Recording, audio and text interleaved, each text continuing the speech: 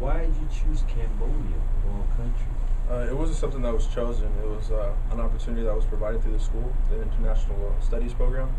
So it was basically a convention during Pacific hour, which is an hour that's designated, for the students where there's no classes. So I was just wandering around, hoping to study abroad, in Cambodia.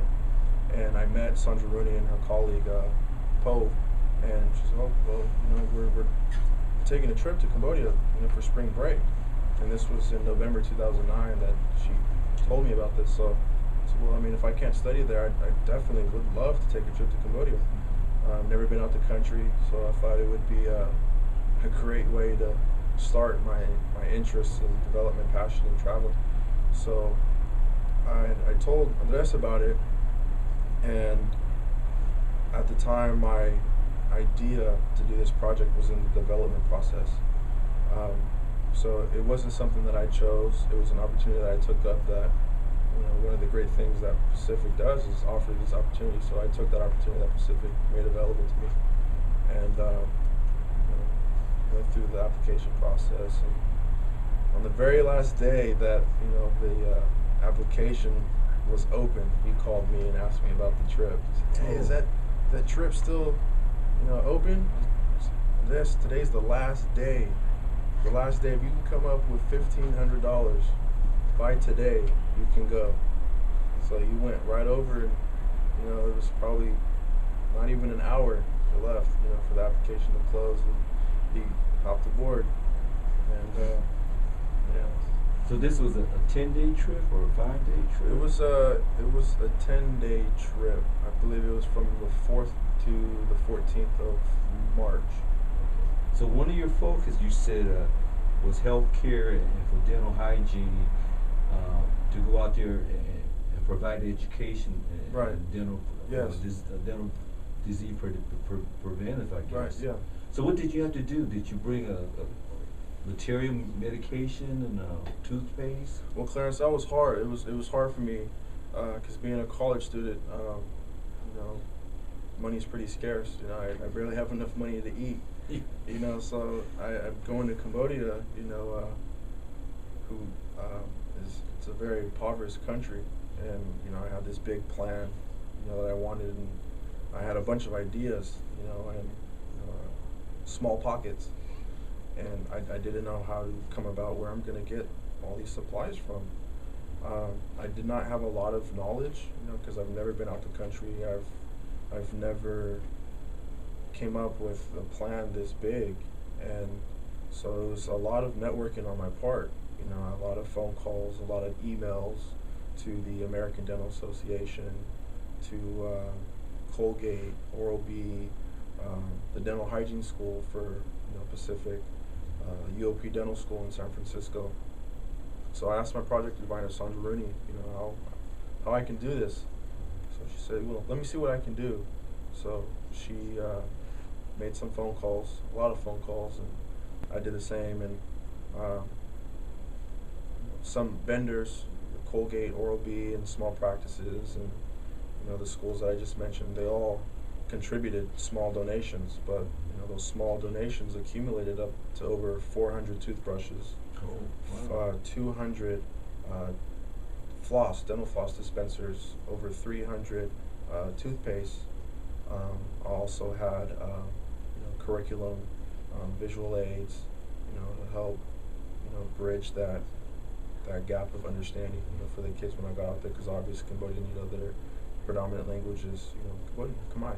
Right. So I'm not fluent in the Cambodian. So you had a translator there? I had a translator there, Sandra Rooney. She is Cambodian, and she was more than willing to help me. But fortunately, there was a translator there who accompanied me and translated for me. So I got all those supplies together and just packed them up in 3 suitcases, and hoped they were under the weight limit, to where I didn't have to pay. Wow. So share me your experience. So the day you guys arrived into Cambodia, or the day you guys went to the school, is it a large school, small school, high school, elementary school? How many people were talking about it? Well, initially when I was trying to piece everything together, what I'm going to do, A, B, and C, I wanted to do a school, but I wasn't sure you know, what school, because we were going to be in so many different areas at one time. We're not going to be spending so much time in one area, so we were moving constantly. So I contacted American Aid for Cambodia. It's a foundation.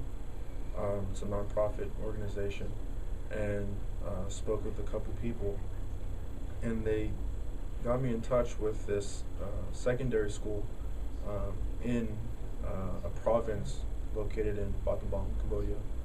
And that school was made in memory for this doctor from the East Coast, Dr. Kogan. And I came into contact. I received an email from his wife, Gail Kogan. She's from Massachusetts.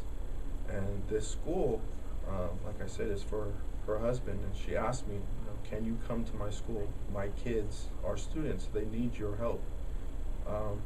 They were instructed to brush their gums. So everything that they were taught is, incorrect, and these kids need you to be their hero. So I said, well, I will try. I would love to be there. So this school, it was about 195 boys and girls that were there, which ranged from age 11 to 16. So I believe there were 4 classes, and they were condensed. So there was 2 classes in one room, so I didn't have to go from room to room. Okay. So that was the school. Okay. Now, did you participate and assist? I did. I was fortunate enough to take part in the project. I aided in the demonstration, passing out the supplies, giving directions on the proper way to floss and brush your teeth. One thing that stuck with me the most about that school was it was in a rural area, and they had a computer there, and the computer was powered by 12-volt car batteries, which was connected to a solar panel. So I thought that was interesting. They're definitely trying to make something out of all their resources, using the resources to be able to give kids in Cambodia proper education, give them a better life than their ancestors, their parents, being as a impoverished country. So, what do you think you guys got out of this trip, personally? Personally, opportunity.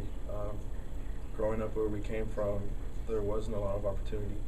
We grew up in Northside Stockton. At the time we were growing up, there was, a lot of gang violence. So we were exposed to that at a young age. Also, growing up with not a lot of the opportunities that everyone else had.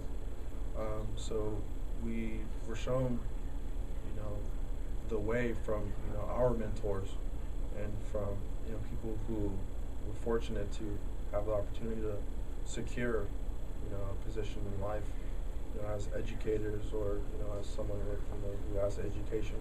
So what I learned is that the opportunity is out there. I knew nothing about this trip or this project before going into it, so I just took the plunge head first.